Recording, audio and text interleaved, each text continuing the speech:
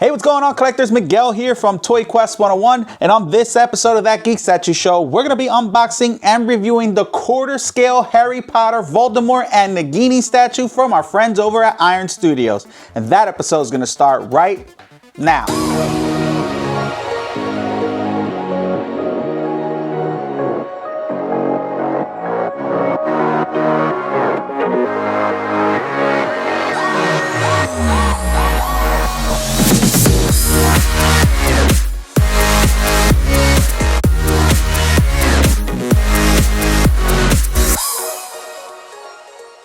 Hey, what's going on, collectors? Miguel here as always, and welcome to this new episode of That Geek Statue Show right here on Toy Quest 101. Now, like I mentioned before, guys, we're going to be unboxing and reviewing another Harry Potter statue from our friends over at Iron Studios, but this time we're going to be unboxing and reviewing a quarter scale Voldemort and Nagini statue from Iron Studios, and I'm really excited because this has been a very popular statue for them. So I'm glad I got my hands on it to see what it's all about. Now guys, if you haven't already and you're new to this channel, please consider subscribing to Toy Quest 101. And don't forget to hit that notifications bell so you don't miss any toy reviews, statue unboxings, or any celebrity guests that might pop up on our show. Now, like I mentioned before, guys, this is a very popular franchise, Harry Potter, and this is a very popular statue. It's a quarter scale Voldemort and Nagini from Iron Studios. Now, you know they don't do a lot of quarter scale statues. This is one of the only Harry Potter quarter scale statues that they have. I hope they keep on making these because from what I understand, this is considered one of the favorites out there. It's already sold out in certain places, including Iron Studios' website. So let's see if you guys can get a hold of one if you like this review. But let's start with the box as always. I love the typical Harry Potter boxes from Iron Studios. It's a picture box. You're gonna see Voldemort in the front, the picture of the statue. And I love the newspaper clippings all around the box. It has magical creatures. It has all kinds of things here from the Harry Potter world. So it's a beautiful box. It's big, but let's get to unboxing it.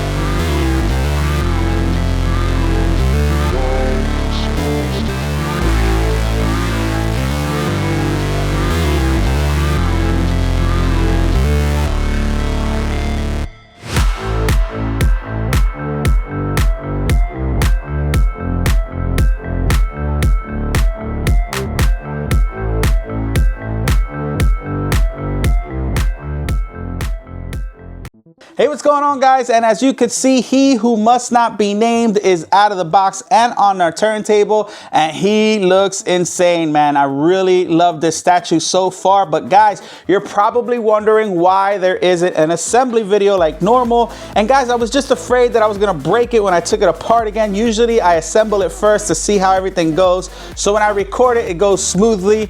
And the part about this statue that for me was difficult to do is wrapping the snake around Voldemort himself, and a lot of these parts are very tight fitting, so I was afraid that if I popped them out that it would break or I would break something because I am a little clumsy. But nonetheless, it wasn't hard to put together. You can definitely figure it out, and there's other reviews out there with that. But the hardest part for me was finding where this little piece goes, and it goes right under Nagini's snake body here, just to keep it from, you know, any leaning issues or any weight bearing issues there. And that was about the hardest part. But again, a lot of these pieces were super tight, so I didn't want to break it. So I do apologize about that, but it wasn't really hard to put together. The hardest part was finding that one piece that took me forever because it was all the way at the bottom of the statue. Now, like I mentioned before, guys, this is a very popular piece of Harry Potter when it comes to statues and it comes to Iron Studios. And this is a quarter scale statue, so it's about 22 inches tall and about 18 to 19 inches wide from his wand all the way over here to the end of his toga or his cloak.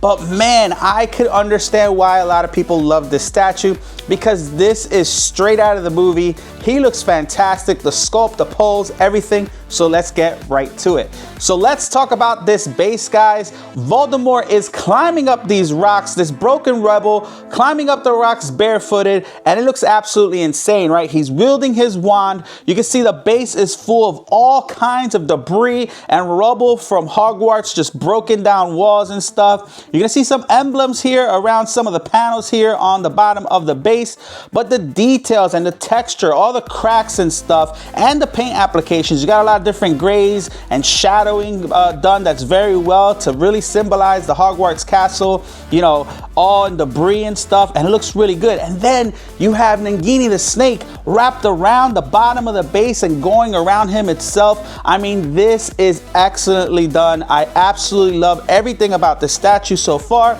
and I could see why people love this statue, and it's one of the favorites out there. Like I said, if you continue around the back, you're gonna see all kinds of rocks and rebel, and he's barefooted just climbing up, wielding his wand, right? And this just looks really, really good. Again, look at the scales on Nagini. Let's talk about Nagini the snake. Now this is really cool, man. First off, it's huge, and like I said, because of the assembly and how tight she is, she does come apart in different pieces, and I didn't want to take her apart and cause any damage to the actual figure itself. But you can see here some of the creases here from the snake if you really look at it where it comes apart, but it's actually not too bad. I thought I was going to be a lot more disappointed. It's towards the back, so they kind of hit it, which is really good. But man, the details on the scales, on the paint applications, the different tones of browns and tans and whites, I mean, this is an amazing sculpt for this snake. And when you get around to the mouth of Nagini, man, look at that gloss, look at her eyes, the scales, look at those teeth, the inside of her fangs. You're gonna see some gloss here in the gum area and the different sizes of her teeth and fangs, and she just looks ferocious, right? They did an incredible job with the snake alone, and we haven't even talked about Voldemort himself. Voldemort, man, looks really, really good. First off, look at his feet, right? He's got his long nails. They didn't, spare any details here from his feet. They're all like nasty and stuff because he's walking around barefooted. But man, when you move up to his black toga or his cloak, it is done very, very well. You're gonna see some texture here.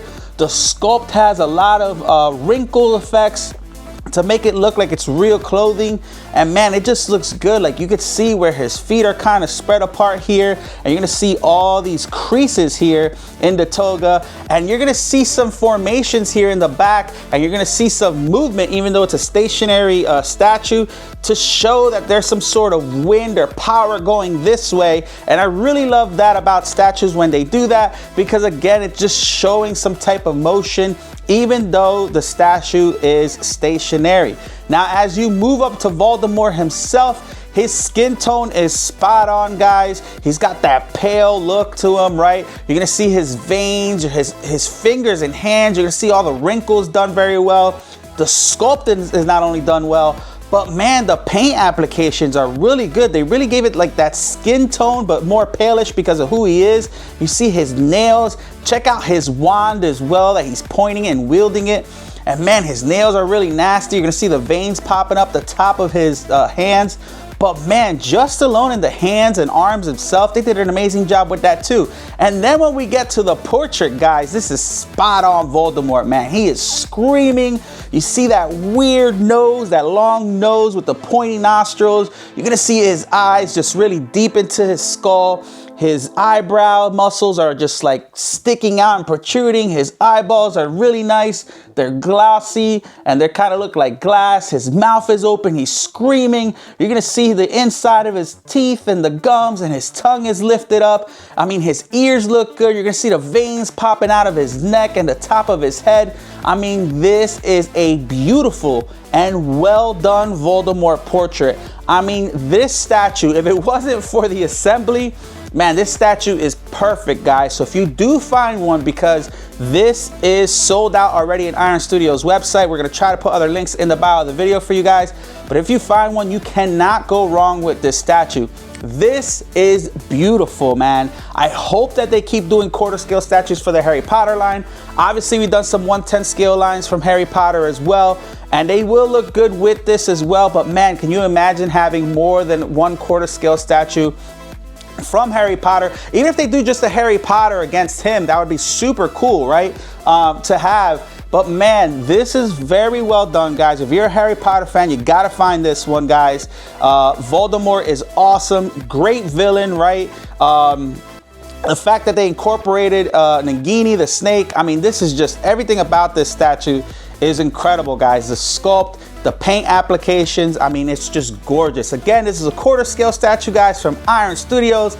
Let us know in the comments below, what do you think about this statue? Do you think the price is right? It's around $1,000, I believe. Again, it's a quarter scale statue. You're getting 2 characters here. I love the pose. I love everything about it. Let us know in the comments below what you think, guys. And guys, always follow us on TikTok, Instagram, Facebook, and don't forget to subscribe to Toy Quest 101. We'll see you guys on another episode. Bye, guys.